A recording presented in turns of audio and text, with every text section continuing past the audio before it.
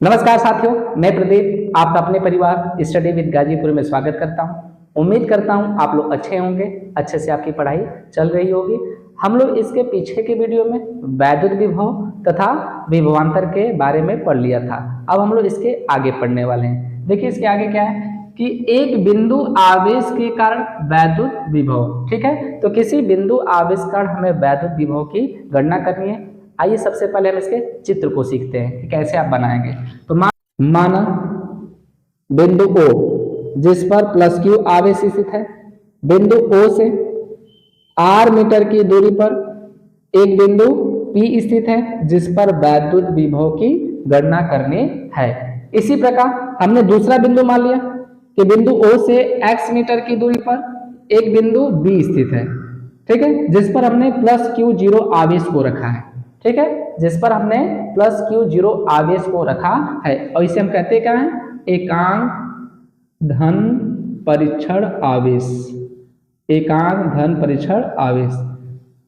एकांक धन परीक्षण आवेश किसे कहते हैं? तो एक कूलाम आवेश को एकांक धन परीक्षण आवेश कहते हैं। अब सुनिए, इसमें हमने एक पॉइंट को मान लिया। एक पॉइंट क्या मान लिया? ए, और ए और बी के बीच की दूरी हमने मान लिया dx। ठीक है, और इस एकांक धन परीक्षण आवेश को लाया कहां से जा रहा है? तो इसे हम अनंत से ला रहे हैं। कहां से ला रहे हैं? अनंत से।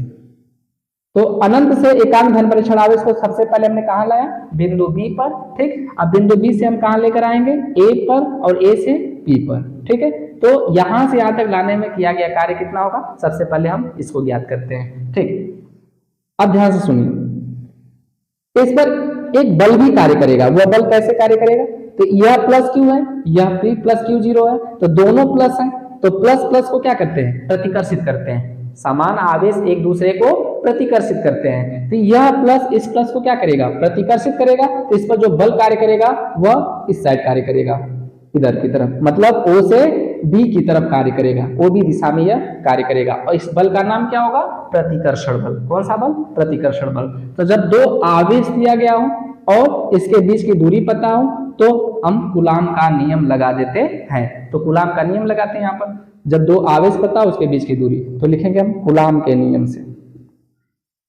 कूलाम के नियम से। ठीक है, तो इससे पहले थोड़ा सा हम इस थ्योरी को लिख लेते हैं, तभी कूलाम का नियम बताते हैं कैसे लगाएंगे। थोड़ा सा इस थ्योरी को जान लो कि इस थ्योरी को आप लिखोगे कैसे। ठीक है, मैं यहाँ पर लिख देता हूं। माना बिंदु O जिस पर प्लस Q आवेश स्थित है, बिंदु O से r मीटर की दूरी पर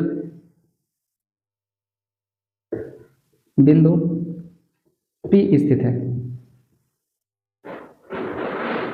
जिस पर वैद्युत विभव की गणना करनी है। वैद्युत विभव की गणना करनी है। ठीक, तथा एक दूसरा बिंदु जो बिंदु O से x मीटर की दूरी पर बिंदु B स्थित है, जिस पर क्या रखा हमने? एकांक धन परीक्षण आवेश। जिस पर एकांक धन परीक्षण आवेश प्लस Q0 स्थित है, जिसे अनंत से लाया गया है। ठीक है, अब बिंदु B से कहां लेकर आएंगे? A तक। Q0 आवेश को बिंदु B से A तक तथा A से बिंदु P तक लाया जाएगा, जिसके फलस्वरूप हमें कार्य की गणना करनी है।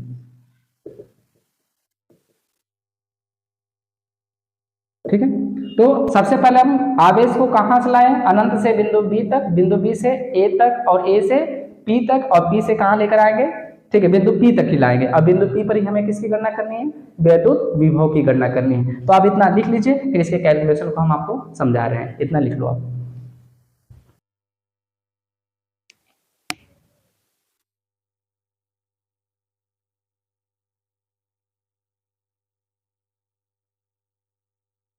अब देखिए, अब इसके कैलकुलेशन को हम करते हैं, ठीक है। इसका कैलकुलेशन आप कैसे करेंगे, सुनिए।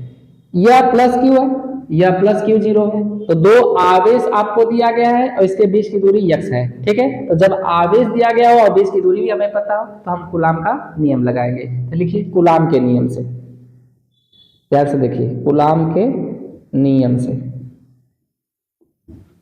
तो कूलाम का नियम लगाइए। तो कूलाम का नियम क्या है, यह बराबर 1/4πε0, ठीक है। एक आध लाइन जो थ्योरी में और भी लिखना चाहे तो लिख लेंगे कि यह एक परावर्तक माध्यम के में स्थित है, ठीक। तो यह बराबर 1/4πε0 इंटू के, पहला आवेश क्या है क्यू, दूसरा क्यू जीरो, और इसके बीच की दूरी कितनी है एक्स, तो क्या लिख देंगे एक्स स्क्वायर, समीकरण नंबर 1, ठीक है। तो आवेश प्लस क्यू है या प्लस क्यू जीरो, इसके बीच की दूरी क्या है यक्स है, हमने कूलाम का नियम लगा दिया।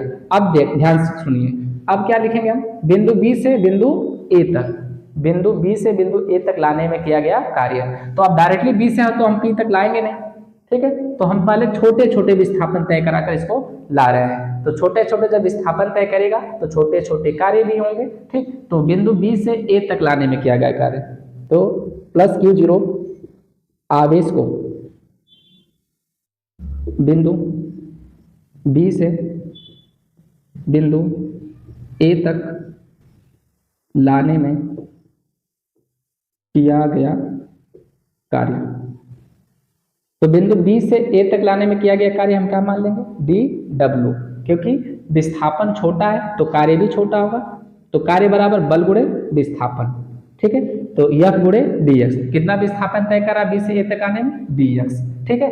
अब ध्यान से सुनिए, यहां पर माइनस लगाएंगे हम, क्या लगाएंगे माइनस डी एक्स। अब माइनस क्यों लगेगा इसको समझिए, ठीक है। यह प्लस इस प्लस को क्या कर रहा है, प्रतिकर्षित कर रहा है।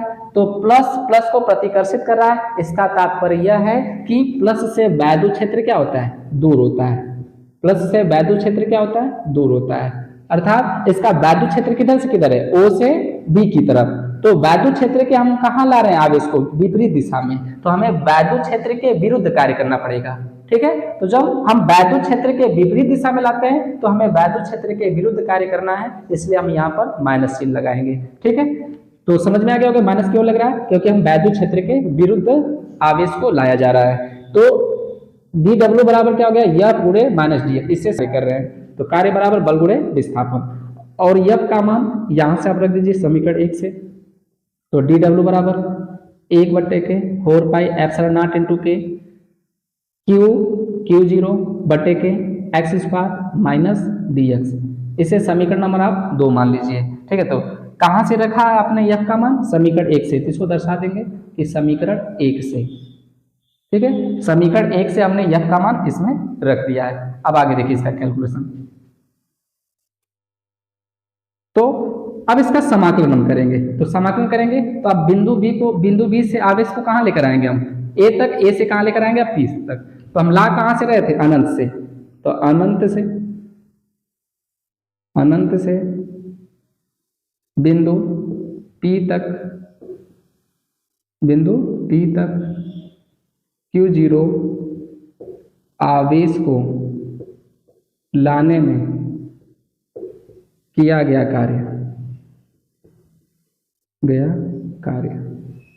ठीक है। तो हम दोनों पक्षों का क्या कर देंगे, समाकलन कर देंगे। तो इंटीग्रेशन हो जाएगा डी डब्ल्यू बराबर इंटीग्रेशन 1/4πε0 इंटू के क्यू जीरो बटे के x square minus D x, ठीक है। हम इन दोनों पक्षों का क्या कर देंगे, समाकलन कर देंगे।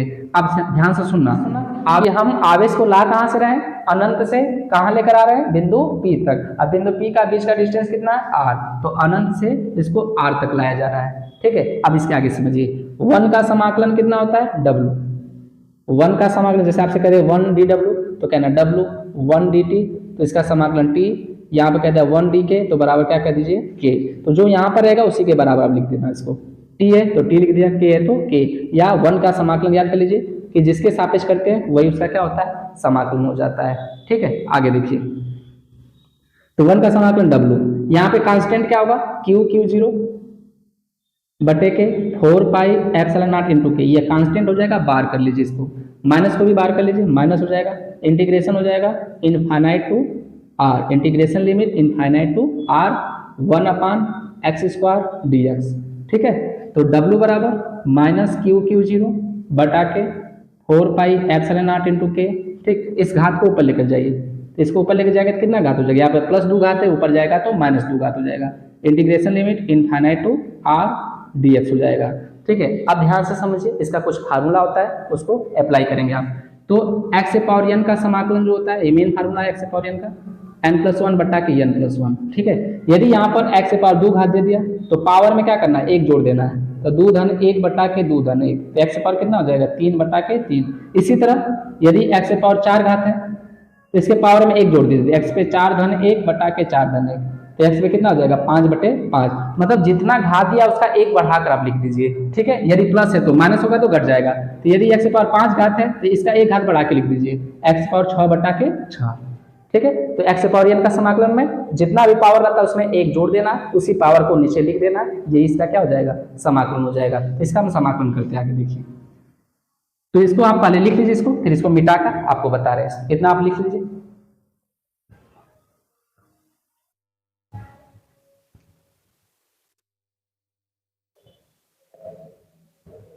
चलिए अब इसको इधर से इधर लिख देता हूं, देखो W बराबर माइनस क्यू क्यू जीरो बटा के 4πε0 इंटू के। अब इसका समाकलन कर दीजिए, तो इसका समाकलन क्या होगा, पावर में 1 जोड़ना आपको, तो -2 + 1 बटा के -2 + 1, और इंटीग्रेशन लिमिट क्या हो जाएगा, इनफाइनाइट टू r। तो W बराबर माइनस क्यू क्यू जीरो बटा के 4πε0 इंटू के। ठीक है, अब -2 में 1 जोड़िए तो x से पावर कितना घात आएगा, -1 घात, बटा के -2 में 1 जोड़ेंगे कितना आएगा, -1, और लिमिट क्या हो जाएगी, इनफाइनाइट से r, इनफाइनाइट से r हो जाएगा। तो W बराबर माइनस क्यू क्यू जीरो बटा के 4πε0 इंटू के। अब ध्यान दीजिए, इस माइनस घात को नीचे लेकर आइए, यहाँ पर प्लस है ना, यह माइनस इस प्लस को क्या कर देगा, माइनस कर देगा, तो माइनस हो जाएगा 1 बटा के, ये माइनस x पे पावर -1 घात है, नीचे आएगा तो x पे पावर +1 घात हो जाएगा, इनफाइनाइट से r हो जाएगा, ये 1 घात, यही घात ऊपर जाएगा तो x से पावर -1 पुनः आ जाएगा। ठीक है, अब ध्यान दीजिए, W बराबर माइनस क्यू क्यू जीरो बटा के 4πε0 इंटू के। ठीक है, इस माइनस का इस माइनस में गुणा कर लीजिए, ये क्या हो जाएगा, प्लस हो जाएगा। ठीक, यहाँ से माइनस हट जाएगा तो क्या बचेगा, यहाँ पे 1/x हो जाएगा, इनफाइनाइट हो जाएगा, ये r हो जाएगा। अब ध्यान दीजिए, प्लस क्यू क्यू जीरो बटा के 4πε0 इंटू के।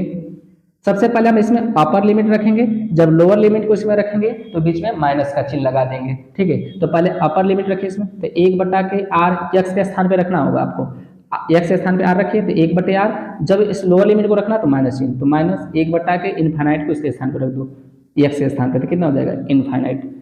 तो W बराबर क्यू क्यू जीरो बटा के 4πε0 इंटू के, तो यहाँ पे इसका मान कितना आ जाएगा, 1/r, 1 इनफाइनाइट का मान क्या होता है, 0। कैसे, 1/1/0, तो किसी भी अंक में हम 0 से भाग लगाते हैं तो क्या आता है, इनफाइनाइट, तो 1 गुणे या 0 ऊपर जाएगा, 0/1, तो 0/1 कितना आ जाएगा, 0। तो 1 इनफाइनाइट को हम क्या कहेंगे, 0। चाहो तो आप एक लाइन और बढ़ा सकते हो इस तरह। ठीक, तो W बराबर क्या होगा, क्यू क्यू जीरो बटा के 4πε0 इंटू के 1/r। ठीक है, इसमें से इसको घटा देंगे, 1/r में से 0 घटाएंगे कितना आएगा, 1/r। अब इतना लिख लीजिए, इसको मिटा के इधर लगा देते हैं, लिख लो इतना।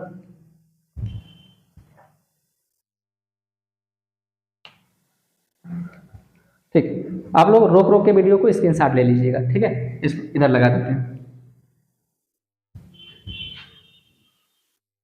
देखिए, W बराबर क्यू क्यू जीरो बटा के 4πε0 इंटू के। ठीक है, क्या गया आगे, 1/r। तो आप इसको ऐसे भी लिख सकते हैं ना, 1/के 4πε0 इंटू के क्यू क्यू जीरो बटा के r। ठीक है, वही बात है, इसको आप इस तरह लिख दीजिए, इसको समीकरण नंबर क्या मान लीजिए, 3। अभी हमने इसको पीछे क्या माना था, 2। ठीक है, इसको क्या मान लिया हमने, 3। अब देखिए, वैद्युत विभव की परिभाषा से, वैद्युत विभव की परिभाषा से, तो वैद्युत विभव की परिभाषा क्या है, V बराबर W/Q0, एकांक धन परीक्षण आवेश को अनंत से वैद्युत क्षेत्र में स्थित किसी बिंदु तक लाने में किया गया कार्य क्या कहलाता है? वैद्युत विभव कहलाता है। ठीक है, तो ये फार्मूला हो गया। इसको आप ऐसे भी लिख सकते हैं W गुणे 1/Q0। ठीक है, W एकम W बटे Q0 इतना आ जाएगा पुनः। तो V बराबर W का मान आप समीकरण 3 से रख दीजिए इसमें, तो क्या आएगा 1/4 पाई एप्सिलॉन नॉट इंटू के। आगे देखिए Q0 बटा के R गुणे आगे क्या है 1/Q0। आपने W का मान कहाँ से रखा? समीकरण 3 से, तो आगे दर्शा दीजिए समीकरण 3 से। ठीक है, समीकरण 3 से आपने W का मान यहाँ रख दिया, तो V बराबर 1/4 पाई एप्सिलॉन नॉट इंटू के। Q0 से Q0 कट जाएगा तो कितना आएगा Q बटे R। तो Q बटे R इतना क्या हो जाएगा? वोल्ट। यह परावैल्तांक माध्यम में स्थित विभव हो जाएगा। अब निर्वात तथा वायु के लिए निकालते हैं। इधर हो गया होगा आपका। अब निर्वात तथा वायु के लिए देखिए, निर्वात अथवा वायु के लिए, निर्वात अथवा वायु के लिए के का मान क्या रखते हैं हम? 1 रख देते हैं। तो यहाँ पे 1 रख दीजिए, तो V बराबर क्या निकल कर आएगा 1/4 पाई एप्सिलॉन नॉट। के का मान 1 हो गया तो ये हट जाएगा के, Q बटा के R वोल्ट। ठीक है, तो निर्वात अथवा वायु के लिए V बराबर कितना होता है 1/4 pi epsilon nought into Q बटे R वोल्ट। तो इस पॉइंट को आप याद रखिएगा, क्योंकि इसका उपयोग अच्छी और निरक्षी स्थिति में इसका प्रयोग किया जाएगा, इसलिए आप इसको अच्छे से उतार लो। ठीक है, उम्मीद करते हैं आपको यह टॉपिक समझ में आ गया होगा। ठीक है, लिख लीजिए इसको।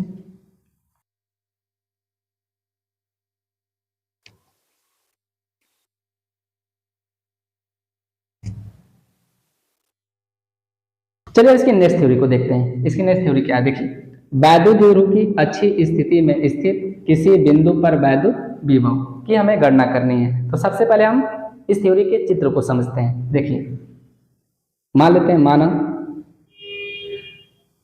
AB एक वैद्युत द्विध्रुव है। माना AB एक वैद्युत द्विध्रुव है जो -Q तथा +Q आवेश से मिलकर बना है, जिसके बीच की अल्पतम दूरी 2L मीटर है। ठीक है, जिसका मध्य बिंदु O है। यदि इसका मध्य बिंदु O है, यह डिस्टेंस कितना हो जाएगा L, और यह डिस्टेंस कितना हो जाएगा L हो जाएगा। तो L मिलकर कितना हो जाएगा 2L हो जाएगा। ठीक है, तो माना AB एक वैद्युत द्विध्रुव है जो किसका बना है? -Q और +Q आवेश से मिलकर बना है, जिसके बीच की अल्पतम दूरी 2L मीटर है, जिसका मध्य बिंदु O है। अब इसके आगे देखिए, मध्य बिंदु O से R मीटर की दूरी पर एक बिंदु P स्थित है, जिस पर हमें वैद्युत विभव की गणना करनी है। एक बार हम +Q के कारण बिंदु P पर वैद्युत विभव की गणना करेंगे, एक बार -Q के कारण बिंदु P पर वैद्युत विभव की गणना करेंगे। तो यह डिस्टेंस कितना होगा? +Q से बिंदु P के बीच की दूरी कितनी होगी? तो यहाँ से यहाँ तक डिस्टेंस कितना R, और इतना डिस्टेंस कितना L। तो आप इस टोटल डिस्टेंस में से इतना डिस्टेंस घटा दीजिए, तो आपको पता चल जाएगा कि यह डिस्टेंस कितना R - L हो जाएगा। चलिए इसको अलग से समझा देते हैं आपको। देखिए, यह O गया, यह क्या हो जाएगा B हो गया, और यह P हो गया। ठीक है, तो यह डिस्टेंस कितना है L है, और यहां से यहां तक डिस्टेंस आपको फाइंड करना, ज्ञात करना, और यहां से यहां तक का डिस्टेंस कितना R। ठीक है, तो इस टोटल डिस्टेंस में से, ठीक है, इस टोटल डिस्टेंस में से आप इतना डिस्टेंस घटा दीजिए। तो जब इतना डिस्टेंस घटा देंगे तो हमें यह डिस्टेंस पता चल जाएगा। तो यह डिस्टेंस कितना होगा R - L। टोटल डिस्टेंस में से इतना डिस्टेंस निकाल दीजिए, निकालने का मतलब घटा दिया हमने, तो हमें यह डिस्टेंस पता चल जाएगा। ठीक है, आगे देखिए, अब हमें यह डिस्टेंस चाहिए -Q से बिंदु P के बीच की दूरी कितनी होगी? तो यहां तक तो डिस्टेंस कितना है R है, यहां से यहां तक का डिस्टेंस कितना है R है। कितना दूरी बढ़ रहा है? तो L दूरी। देखो L मीटर की दूरी क्या हो, इतना बढ़ रहा है, तो इसको इसमें जोड़ दीजिए, बढ़ने का मतलब जोड़ दीजिए इसके, तो ये हो जाएगा R + L। ठीक है, तो R + L हो जाएगा। तो -Q से बिंदु P के बीच की दूरी R + L, और +Q से बिंदु P के बीच की दूरी R - L हो गई। अब डिस्टेंस कितना हो जाएगा R + L। अब चलिए इसके थ्योरी को हम लिख देते हैं। ठीक है, ध्यान सुनिए, इस थ्योरी को कैसे लिखेंगे आप। माना AB एक वैद्युत द्विध्रुव है जो -Q तथा +Q आवेश से मिलकर बना है, आवेश +Q आवेश से मिलकर बना है, जिसके बीच की अल्पतम दूरी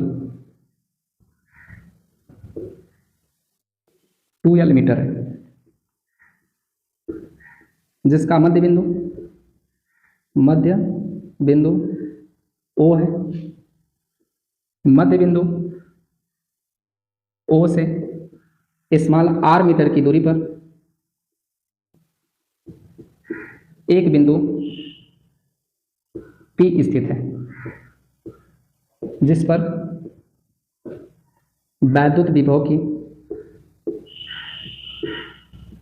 गणना करनी है तथा यह एक परावैद्युतांक माध्यम K में स्थित है। ठीक है, और भी लिखना होगा तो प्लस Q से बिंदु P के बीच की दूरी r माइनस यल तथा माइनस Q से बिंदु P के बीच की दूरी r प्लस यल होगी। ठीक है, इसके बाद हम इसका कैलकुलेशन करते हैं। अब इतना लिख लीजिए अच्छे से।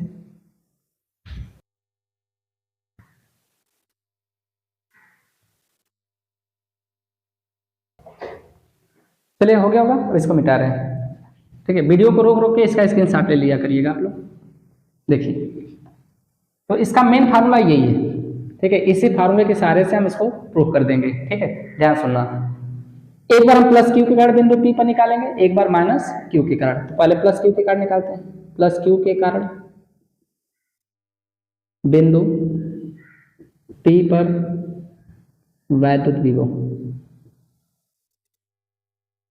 ठीक है, तो प्लस क्यू के कारण बिंदु P पर वैद्युत विभव को हम V1 मान लेते हैं। V1 बराबर 1/4 पाई एप्सिलॉन नॉट इंटू के। ठीक है, Q होता है तो Q लिख दीजिए, कौन सा आवेश है, प्लस Q, तो प्लस Q बटे के। R, तो यहाँ पे R मत लिख दीजिएगा, यहाँ पे इसके बीच का दूरी कितना है, देखिए प्लस Q से बिंदु P के बीच की दूरी R माइनस यल, तो यहाँ पे हम क्या लिखेंगे, R माइनस यल, समीकरण नंबर 1। ठीक है, यही मेन फार्मूला, इसी के सहारे हम इसको लगा रहे हैं। ठीक है, अब ध्यान सुनना। एक बार इसी प्रकार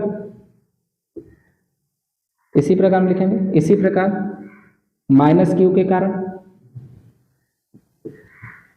बिंदु P पर वैद्युत विभव। ठीक है, तो माइनस Q के कारण बिंदु P पर वैद्युत विभव को हम V2 मान लेते हैं। तो V2 बराबर 1/4 पाई एप्सिलॉन नॉट इंटू के। यहाँ पे प्लस Q था, इस तरह हम किसके कारण निकाल रहे हैं, माइनस Q के कारण, तो हम यहाँ पे क्या लिख दें, माइनस Q बटे के क्या होता है, R होता है ना, तो R देखिए माइनस Q से बिंदु P के बीच की दूरी कितनी है, R प्लस यल, तो यहाँ पे आप R प्लस यल लिख दीजिए। समीकरण नंबर क्या मान लीजिए इसे, 2। अब बिंदु P पर कुल विभव कितना होगा, इसको हम ज्ञात करते हैं। देखिए, बिंदु P पर कुल विभव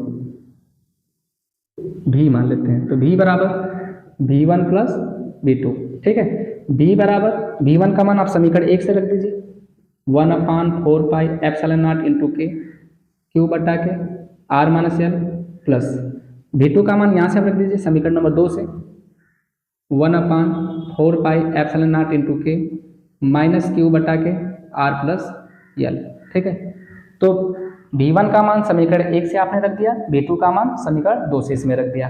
ठीक है, अब इसके आगे देखिए कैलकुलेशन करना है आपको। इन दोनों में कॉमन क्या दिख रहा है, तो Q बटा के 4 पाई एप्सिलॉन नॉट इंटू के, यह कॉमन हो गया, तो क्या बचेगा यहाँ पर, 1 बटा के R माइनस यल, Q बटा के 4 पाई एप्सिलॉन नॉट इंटू के कॉमन हो गया, तो यहाँ पे क्या बचा है, 1 बटे R माइनस यल। आगे क्या, यह माइनस इस प्लस को क्या कर देगा, माइनस 1 बटा के Q बटा के 4 पाई एप्सिलॉन नॉट इंटू के कॉमन हो गया, तो क्या बचा यहाँ पर, R प्लस यल। ठीक है, इतनी बात समझ में आ गई। अब इसका तिर्यक गुणा कर लीजिए आप, तो V बराबर Q बटा के 4 पाई एप्सिलॉन नॉट इंटू के, इसका इसमें गुणा करिए। ठीक है, तो कितना होगा, R प्लस यल, इसका इसमें गुणा करेंगे, माइनस ब्रैकेट बना लीजिए, R माइनस यल पूरे का बटा इसका इसमें गुणा कर लीजिए, तिर्यक गुणा करना है। ठीक है, इसका इसमें, तो R माइनस यल R प्लस यल। ठीक है, तो V बराबर Q बटा के 4 पाई एप्सिलॉन नॉट इंटू के R प्लस यल, यह माइनस इस जो अंदर का चिन्ह ये बदल जाएगा, तो यह प्लस है तो माइनस हो जाएगा, और यह माइनस इस माइनस को प्लस कर देगा, तो कितना हो जाएगा, यल हो जाएगा पूरे का बटा a minus B A plus B, वर्गांतर का फार्मूला हो जाएगा a वर्ग माइनस बी वर्ग। ठीक है, याद रखिएगा a वर्ग माइनस बी वर्ग का फार्मूला क्या होता है, a plus b a minus b, यही फार्मूला हमने यहाँ पर लगा दिया है। ठीक है, तो R से R कट जाएगा, तो V बराबर क्या आएगा, Q बटा के 4 पाई एप्सिलॉन नॉट इंटू के 2l बटा के r square minus l square, ठीक है। इसको 1/4 पाई एप्सिलॉन नॉट क्यू गुणे 2l बटा के r square minus l square, हमने इसका इसमें गुणा कर लिया, ठीक है। आगे देखिए, यह डिस्टेंस देखिए बहुत ही छोटा है, किससे, आर से। इस आर की अपेक्षा यह यल क्या है, छोटा है, इसलिए लिखेंगे क्या, R much greater than L, R much greater than L, या इसे हम इस तरह भी लिख सकते हैं, L much less than R, L much less than R, या R much greater than L, ठीक है। जैसे चाहो वैसे आप लिख सकते हो। इसलिए मतलब आर बहुत ही बड़ा है, किससे बड़ा है, यल से बड़ा है, ठीक है। इसलिए आर स्क्वायर की तुलना में, आर स्क्वायर की तुलना में यल स्क्वायर को नगण्य मान लेने पर, नगण्य मान लेने पर, ठीक है। तो इसको हम क्या मान लेंगे, नगण्य अर्थात शून्य मान लेंगे। क्यों, क्योंकि छोटे का स्क्वायर हम करेंगे तो छोटे का स्क्वायर और छोटा आता है, ठीक है। तो जितने बार इसका स्क्वायर करते जाएंगे यह उतना ही छोटा आता चला जाएगा, इसलिए हम इसको क्या मान लेंगे, 0 मान लेंगे। तो v बराबर 1/4 पाई एप्सिलॉन नॉट, के भूल गए यहाँ पे के लिख लीजिएगा, ठीक है, के क्यू गुणे 2l बटे के, इसको 0 मान लीजिए तो कितना हो जाएगा, आर स्क्वायर हो जाएगा, ठीक है। और क्यू गुणे 2l को हम क्या कहते हैं, पी। तो v बराबर 1/4 पाई एप्सिलॉन नॉट इंटू के पी बटा के आर स्क्वायर, ठीक है। जहाँ p बराबर क्या है, क्यू गुणे 2l, अब p को क्या कहते हैं हम, वैद्युत द्विध्रुव, क्या कहते हैं, वैद्युत द्विध्रुव, ठीक है। तो वैद्युत द्विध्रुव बराबर क्या होता है, क्यू गुणे 2l, इसको हमने यहाँ पर रख दिया। तो ये किसके लिए, परावर्तक माध्यम के लिए। अब हम निर्वात तथा वायु के लिए निकाल लेते हैं, निर्वात अथवा वायु के लिए, निर्वात अथवा वायु के लिए के का मान क्या रखते हैं, 1। तो v बराबर क्या आ जाएगा, 1/4 पाई एप्सिलॉन नॉट p बटा के आर स्क्वायर, इतना क्या हो जाएगा, वोल्ट। तो अच्छी स्थिति में वैद्युत विभव कितना होता है, v बराबर 1/4 पाई एप्सिलॉन नॉट p बटे आर स्क्वायर वोल्ट, ठीक है। तो यह अच्छी स्थिति में वैद्युत विभव का व्यंजक प्राप्त कर लिया हमने। उम्मीद करते हैं कि आपको यह कैलकुलेशन पूरा समझ में आ गया होगा, इसको आप अच्छे से लिख लीजिए।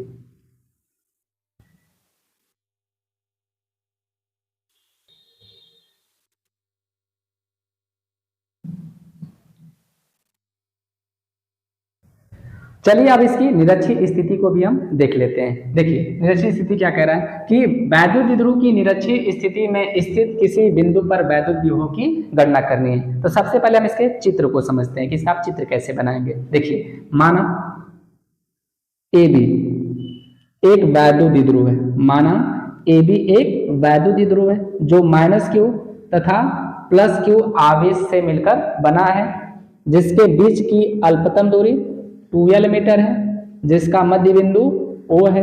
तो यह डिस्टेंस कितना हो जाएगा, l, और यह कितना हो जाएगा, l, ठीक है। तो मध्य बिंदु O से ऊर्ध्वाधर ऊपर की ओर r मीटर की दूरी पर एक बिंदु P स्थित है, जिस पर हमें वैद्युत विभव की गणना करनी है। इस थ्योरी को आपको लिखना है सब, ठीक है, मैं लिख भी दूंगा, पहले आप समझ लीजिए अच्छे से।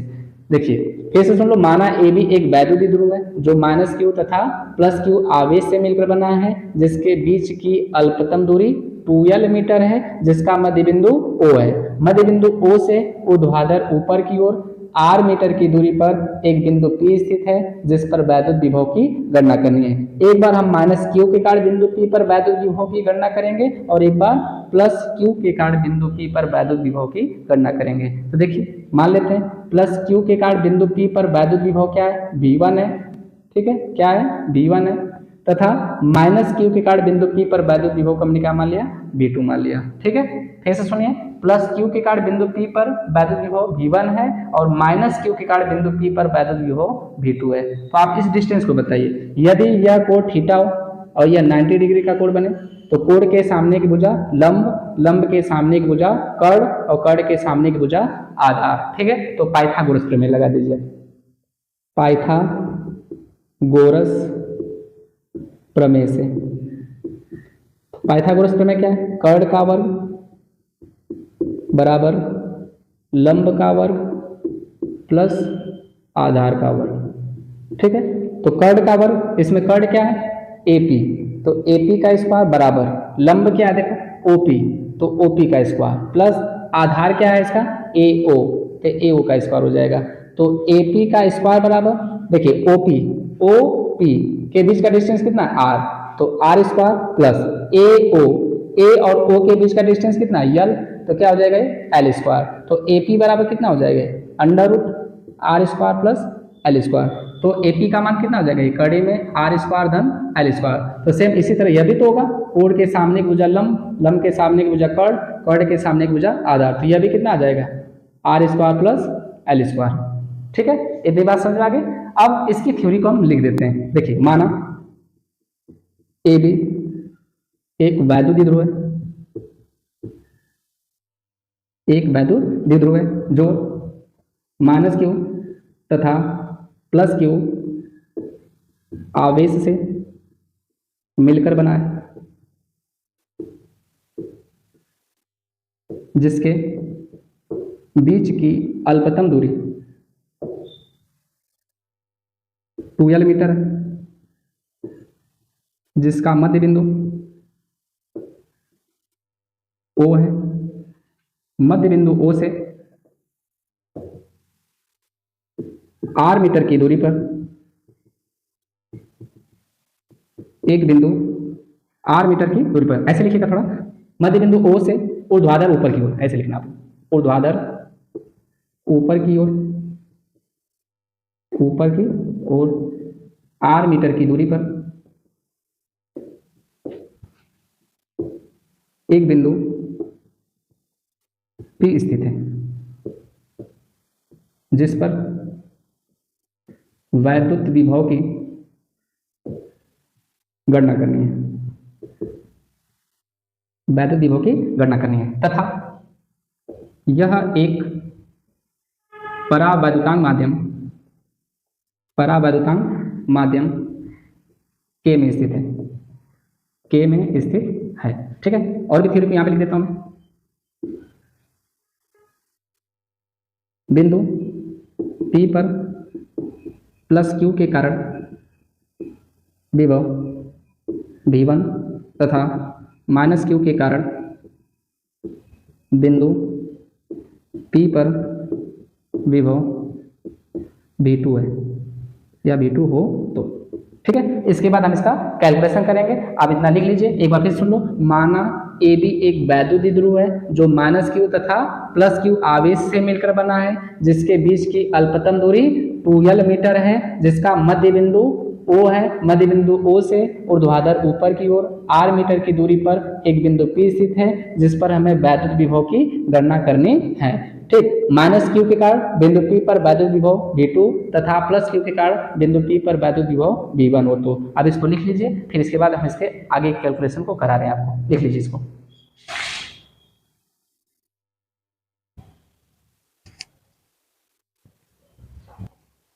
हो गया होगा। अब देखिए इसके कैलकुलेशन को हम कर रहे हैं यहाँ पर। ठीक है, एक बार हम पहले प्लस क्यू के कारण बिंदु P पर निकाल लेते हैं, वैद्युत क्यू के कारण निकाल लेते हैं। पहले प्लस क्यू के कारण बिंदु P पर वैद्युत विभव। ठीक है, तो प्लस क्यू के कारण बिंदु P पर वैद्युत विभव हमने क्या माना V1, तो V1 बराबर 1/4πε0 इंटू के क्यू कौन सा आवेश है प्लस क्यू आवेश के कारण, यहाँ पे प्लस क्यू बटे के आर। ठीक है, तो आर का मान क्या है under root r square plus l square, समीकरण नंबर ए। इसी प्रकार माइनस क्यू के कारण बिंदु P पर वैद्युत विभव। ठीक है, तो इसी प्रकार हम माइनस क्यू के कारण बिंदु P पर वैद्युत विभव क्या माना V2, तो V2 बराबर 1/4πε0 इंटू के माइनस क्यू बटा के r square plus l square कर डी में। ठीक है, देखिए माइनस क्यू से बिंदु P के बीच की दूरी कितनी है under root r square plus l square, तो हमने यही लिख दिया समीकरण नंबर 2। ठीक है, समीकरण नंबर 2। अब बिंदु P पर कुल विभव ज्ञात करते हैं। ठीक है, तो बिंदु P पर कुल विभव, तो बिंदु P पर कुल विभव को हम क्या मान लेते हैं V, तो V बराबर V1 प्लस V2। V1 का मान समीकरण 1 से रख दीजिए, तो 1/4πε0 इंटू के क्यू बटा के, देखिए कड़ी में क्या है r square plus l square, आगे प्लस 1/, ठीक है। अब V2 का मान समीकरण 2 से रख दीजिए, 1/4 पाई एप्सिलॉन नॉट इंटू के माइनस क्यू बटा के under root r square plus l square, ठीक है। तो B बराबर 1/4 पाई एप्सिलॉन नॉट इंटू के क्यू बटा के under root r square plus l square, यह माइनस इस प्लस को क्या कर देगा minus 1/4 pi epsilon nought into के क्यू बटा के कड़ी में r square plus l square. देखिए दोनों सेम है, ये कट जाएंगे, पूरा कट के क्या आ जाएगा 0, ठीक है। तो निरक्षीय स्थिति में वैद्युत विभव का मान क्या होता है शून्य होता है, ठीक है। यही आपको सिद्ध करने के लिए भी एग्जाम में पूछा जा सकता है, ठीक है। इस बात को याद रखिएगा कि वैद्युत द्विध्रुव की निरक्षीय स्थिति में स्थित किसी बिंदु पर वैद्युत विभव का मान क्या होता है शून्य होता है। यहाँ पे हमने प्रूफ कर दिया, ठीक है। इस पर उम्मीद करता हूँ ये वीडियो आपको अच्छा लगा होगा। वीडियो को लाइक करिए, चैनल को सब्सक्राइब करिए। मिलते हैं आपको नेक्स्ट वीडियो में, तब तक के लिए धन्यवाद। अब इसको आप अच्छे से लिख लीजिए, ठीक है, लिख लो उसको।